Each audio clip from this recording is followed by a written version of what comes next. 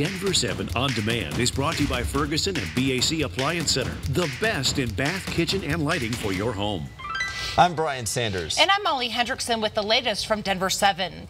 As the weather continues to warm up, be careful if you head out for a hike. On Wednesday, a hiker had to be rescued from the Willow Creek Trail in Summit County. Denver 7's Eric Lufer explains why wildlife officials are warning even the most experienced hikers on the trails are having difficulty right now.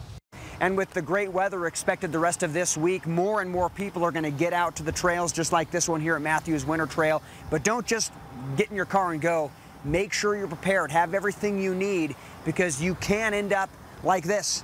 This is not good. We've got that rescue that we've been talking about near Silverthorne. These pictures sent to us from the Summit County Rescue Group.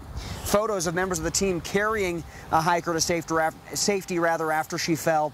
The good news, good preparation made it a lot easier for the rescue team to get to her. One of the hikers in the group had a cell phone with good battery life. Another hiker activated their tracking device, a good thing to have in case of an emergency. Here's the bottom line. Search and rescue operations happen all the time. I want you to look at this map from the National Park Service. All those circles represent national parks in the country. The bigger the circle, the more rescues there were.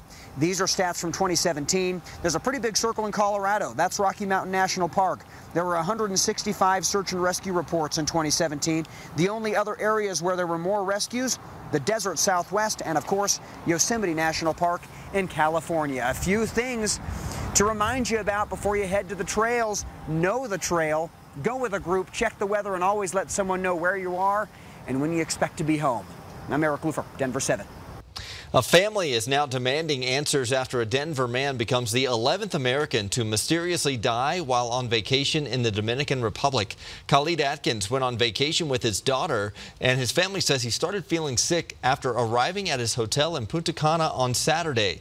Atkins' leg reportedly started swelling. He went to the hospital and was injected with some medication so he could fly home, but he never made it back to Colorado. His family is now trying to get his body back here. You might remember this couple who spoke to Denver 7 last month says they also got sick at a Dominican resort last summer. They're now suing the hotel they stayed in. It's round 2 for the Democratic presidential debates, and Thursday night we'll notice some familiar faces on the podium. Both former Governor John Hickenlooper and Senator Michael Bennet will be part of the 10 candidates debating. Current frontrunners, former Vice President Joe Biden and Senator Bernie Sanders, will also be on stage. Our beautiful Colorado has the support from lawmakers in our nation's capital. The CORE Act just passed its first hurdle in a House committee. The Colorado Outdoor Recreation and Economy Act will help designate new wilderness areas in our state, as well as create new recreation areas. This is the first major Colorado public lands legislation to pass a committee in over a decade. The bill now goes before the full House. It is no secret the growth of the Metro's homeless population doesn't seem to be slowing down. In fact, the reality is more than half of these people are struggling with. That's why the Stout Street Health Center recently changed their policy to treat patients faster. Treatments that used to take weeks now take hours. The center is also now prescribing the drug Suboxone for opioid addicts like Ashley. I'm hoping to be a better wife and be a better mother and just a better person all around and get off the streets, because I don't want this life anymore. The clinic has treated 149 patients in the last month alone. Ashley says the clinic has given her new hope for a fresh start. Thursday is National HIV Testing Day, a day to encourage people to get a swab test or a blood test and know their status. Experts say 1 in every 7 people who has HIV doesn't know it. Testing should be for anyone and everyone. I think it's important, especially for folks who are sexually active. Walgreens is offering free testing at some locations on Thursday. There are 2 in Colorado, 1 in Colorado Springs and 1 on the 16th Street Mall in Denver. We have details on that and other testing locations right now on our free Denver 7 app. A new National Medal of Honor museum could call Colorado home after a year of narrowing down the search. Denver is now a top 2 finalist, along with Arlington, Texas. The new museum will display the stories of the more than 3,500 recipients who have received the Medal of Honor since 1863. No word on where that museum will be if Denver is chosen. The final city will be announced in September. They make for the perfect Instagram photo, and it is a great place to take visitors in the winter. Yeah, we're talking about the popular ice castles in Dillon, but now those magical castles could be looking for a new home. So the town says the ice castles have damaged the Dillon Town Park, and they don't want to spend millions of dollars trying to improve it. Depending on if the new fields are in, we're not going to put the ice castles on them and waste all that money we put into it. If they're not in, I think the question will be open as to whether we want them back or not.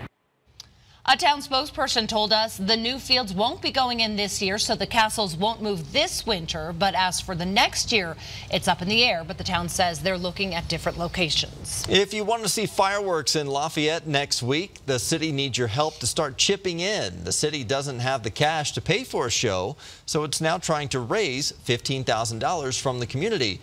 So far, $6,000 have been raised. You can find the GoFundMe account on the Chamber of Commerce Facebook page. The big 4th of July fishing derby is canceled in Westminster because hundreds of fish keep washing ashore at City Park Lake. The city says around 200 fish were found dead in the pond. They still haven't figured out why, but there are talks of creating a future fishing event to make up for the 4th of July derby. With another 90-degree day on the horizon, all of us want to enjoy our beautiful Colorado outdoors. Yeah, something that could really ruin the outdoor fun, though, are annoying mosquitoes. Kylie Grennis used to study mosquitoes for the Tri-County Health Department and says DEET is the best repellent on the market to keep you and your family safe. It is great at making you invisible to mosquitoes. It blocks their receptors so that they can't detect your carbon dioxide signature. Some other tips: try to avoid mosquito hangout spots like very shallow waters. Also be sure to cut your grass short because mosquitoes tend to hang around the longer grass. To things flying in your face, to things slithering in our homes. Today we hear from the deputies who came to the rescue after this snake was found slithering in a kitchen in Foxfield. Nicole Brady spoke with those deputies who say this was not your typical call. This was not a typical overnight call, but not surprising. When you look around, you see we are very close to nature here in Foxfield. And sometimes these creatures, they want to come inside too. This 4-foot-long snake slithered into a Foxfield home through an open window and made itself at home on the kitchen floor. We spoke to the Arapahoe County Sheriff's deputies who responded to the call. One said he's never had a snake call in his career. The other one, who's actually the one who wrangled the snake, this is his first week with the department. Fortunately, he grew up watching nature shows. I watched Steve Irwin, and he always grabbed it by the tail. So I was like, hey, watched enough Animal Planet in my life, and Steve Irwin, he really led the way, helped me out. As Steve Irwin, nice to see he is still helping people out with the lessons he taught us. So yeah, pick up the snake by the tail, or it is certainly okay to call 911 if you spot something like this in your home in the middle of the night. Maybe Deputy Mark Anderson will come out and wrangle it for you. Nicole Brady, Denver 7. All the critters are coming out with this good weather, Lisa. Yeah, so are all the kids, too. They all want pool time, right? If you are heading to the pool today, it's going to be like yesterday. We've got a lot of sunshine early on. In fact, more sun than yesterday. But this afternoon, a few isolated storms, and things will get a little breezy. Those winds coming in out of the southwest. So if you've got a little bit of cloud cover and the kids get out of the pool and things start to evaporate, it's going to be pretty chilly. But we're still looking at highs in the low 90s, so keep that in mind. Tomorrow, we're going to see a lot of sunshine. Take a look at Futurecast, and you can see some of the clouds that'll build here through midday. 85 by about 11. Best chance for a few thunderstorms is going to be across southeastern Colorado. That's also where we could see a little severe weather. Isolated activity here, and again, just a few gusty storms. Lots of sunshine, though, it looks like up near Fort Collins and Greeley, and our highs are going to be in the low to mid 90s today. Yesterday, we hit it. We hit that 90-degree mark. Today, it's going to be a few degrees warmer. Now, early tomorrow morning, we're going to be likely in the 60s. We'll get into the 80s as early as 9:30 on Friday with a big warm-up by the afternoon. Tomorrow, we'll see highs right around 92 to about 95.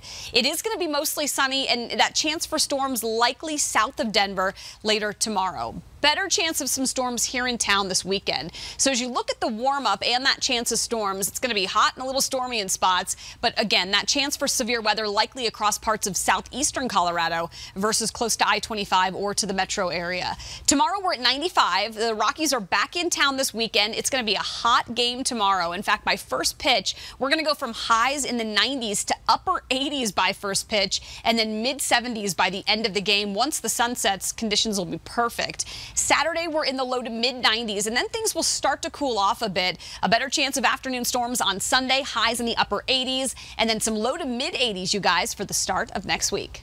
All right, thank you, Lisa. Thank you for watching this Denver 7 Now update. Make sure you check back here later today for another update and download the free Denver 7 app for breaking news and alerts. Have a great day.